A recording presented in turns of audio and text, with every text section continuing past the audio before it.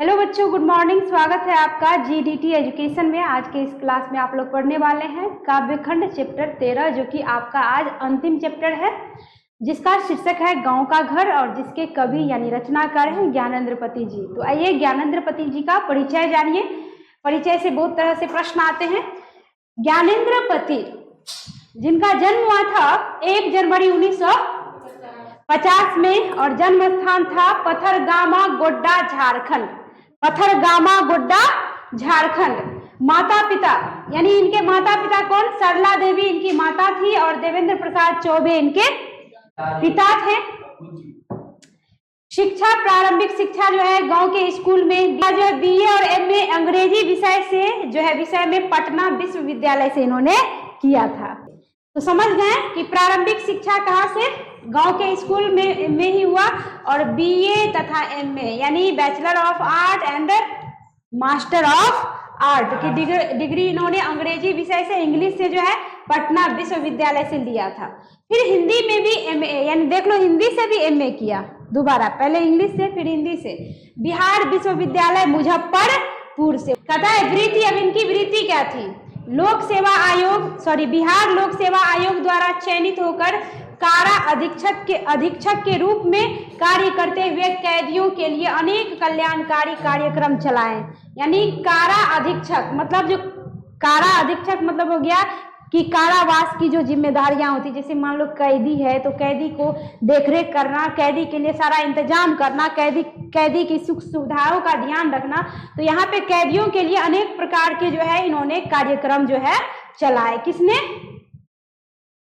ज्ञानेंद्रपति ने। कहता है कि अनंतर नौकरी छोड़कर फकत कविता लेखन, यानी बाद में उन्होंने क्या किया कि नौकरी को छोड़ दिया और नौकरी छोड़ने के बाद कविता लेखन का काम करने लगे। निवास इनका है आपको वाराणसी उत्तर प्रदेश।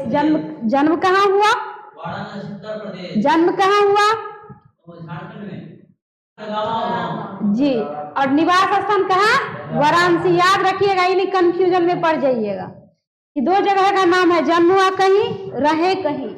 आगे कहता है कि सम्मान यानी पहला सम्मान इनका जो है पहल सम्मान 2006। उसके बाद संशयात्मा के लिए साहित्य अकादमी पुरस्कार। संशयात्मा यानी संशय जोड़ आत्मा बराबर हो गया संशयात्मा, यानी इसके लिए जो है इन्हें साहित्य अकादमी पुरस्कार जो है प्राप्त हुआ 2006 ईस्वी में। आगे है कृतियां मतलब इनकी रचनाएं। आंख हाथ बनते हुए जो कि 1970 में।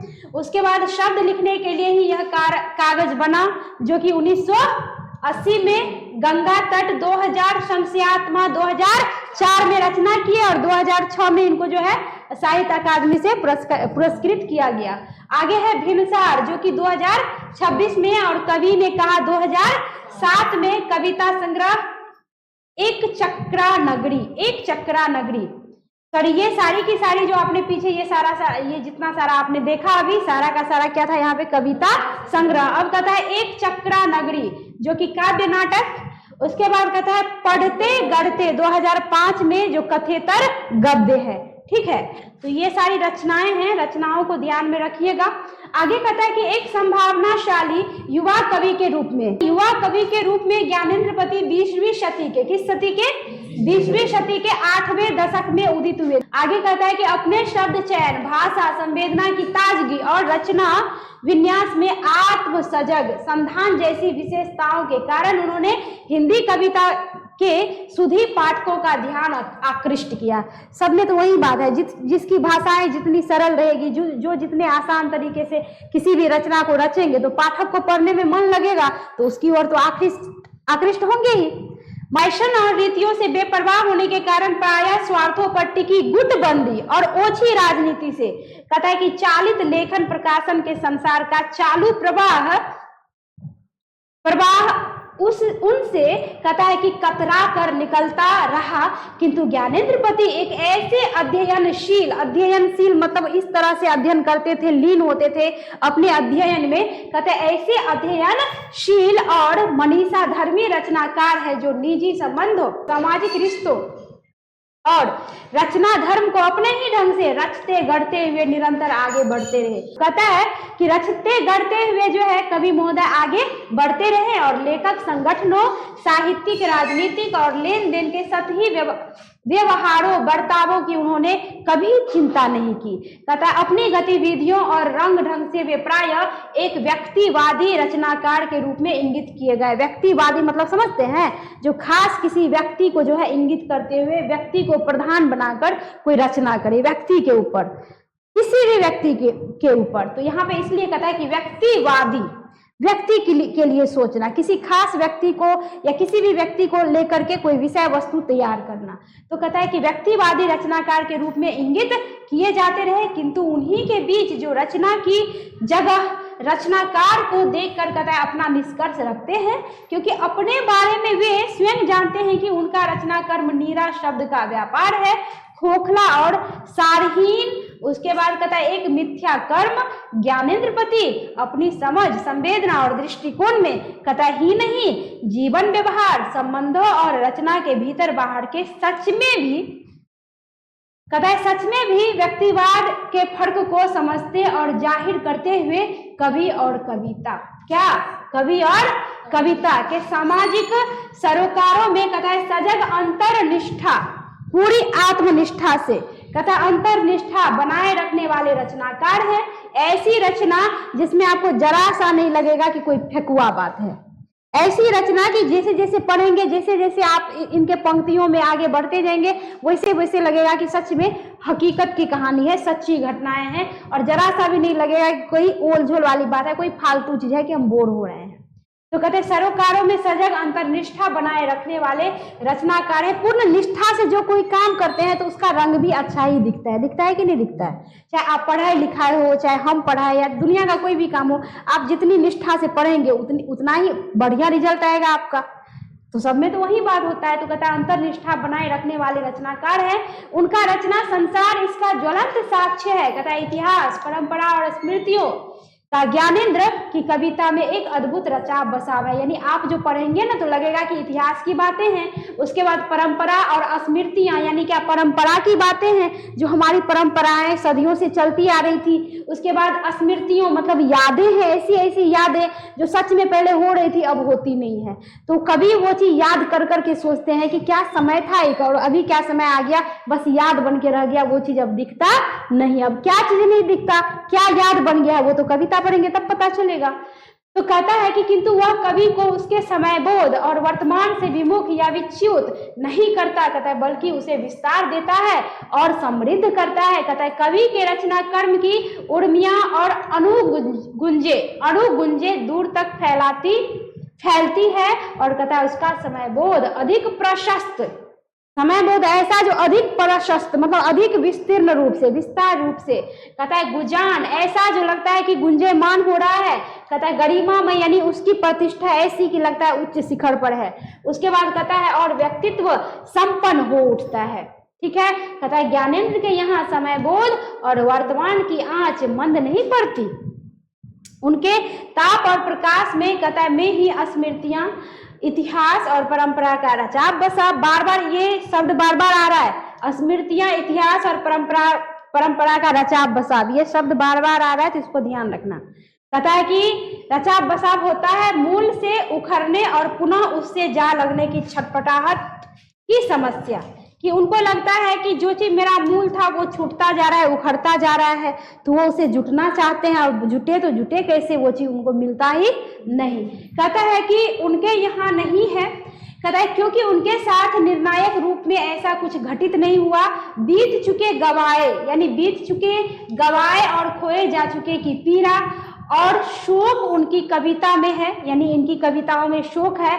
कहता है पर ऑस्ट्रेलिजिया, इसका मतलब हो गया कि आर्तगृहा अतुरता, आर्तगृहा अतुरता, आर्त मतलब होता है आत्मा। कहता है कि आत्मा की गृहा मतलब होता है कि एक तरह से गुफा, यानी आत्मा रूपी गुफा।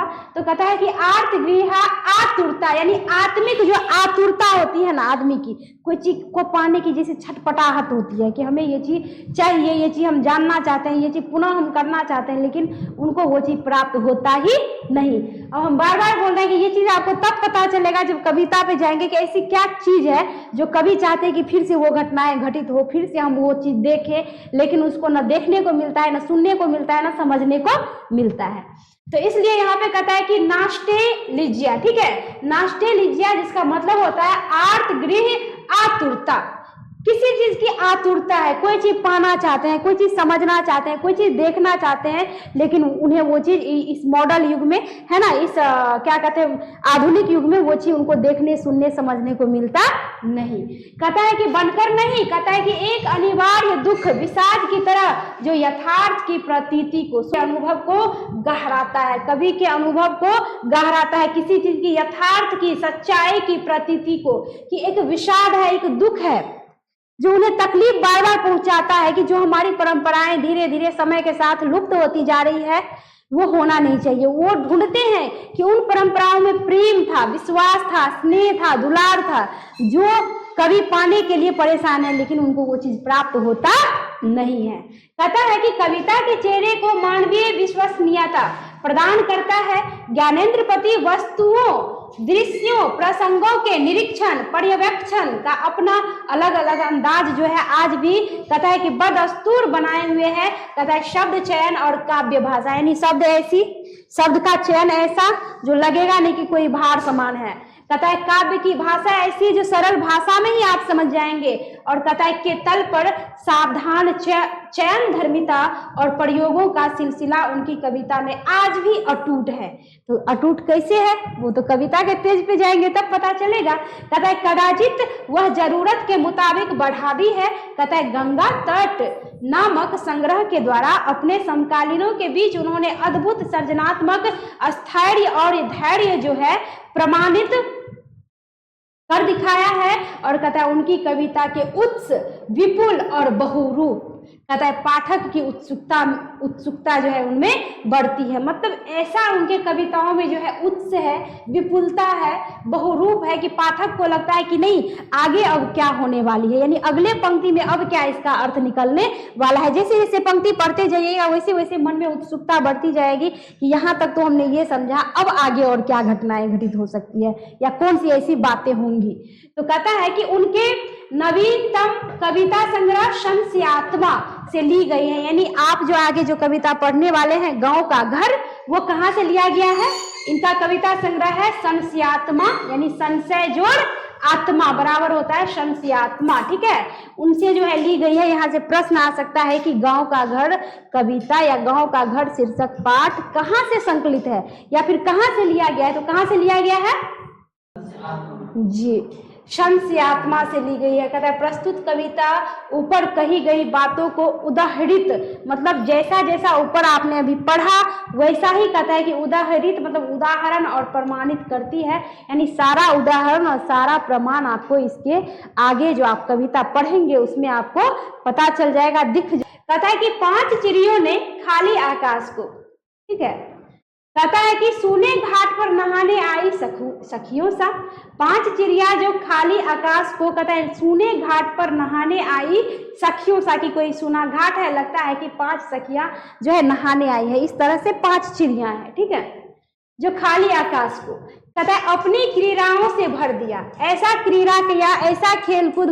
मचाया कि जैसे लग रहा था कि सूने घाट पर कोई 5 सखियां क्या कर रही हो, नहाने के लिए आई हो। कहता है फिर आए राहगीर पक्षियों के मंथर झुंड, ठीक है, कहता है कांपते आकाश को सुतल करते। मतलब ये पंक्तियां जो है ज्ञानेंद्रपति जी ने जो है लिखा हुआ है, इन्हीं के द्वारा लिखित ये पंक्ति है। तो मुझे विश्वास है कि आप लोग परिचय समझ गए होंगे, समझ में आया ना, बढ़िया से आप लोग भी समझ गए होंगे। समझ जाते हैं तो लाइक करिए, कमेंट करके बताइए। अंतिम चैप्टर है और सब्सक्राइब कर लीजिए चैनल को, ताकि आगे जो ये गांव का घर कविता है, अंतिम कविता है, अंतिम चैप्टर है, अंतिम अध्याय है, तो आप फटाफट सब्सक्राइब कर लें ताकि ये जो मैं आगे पढ़ाऊंगी वो आप भी पढ़ पाएंगे। मिलती हूँ बहुत जल्द अगले क्लास में। धन्यवाद।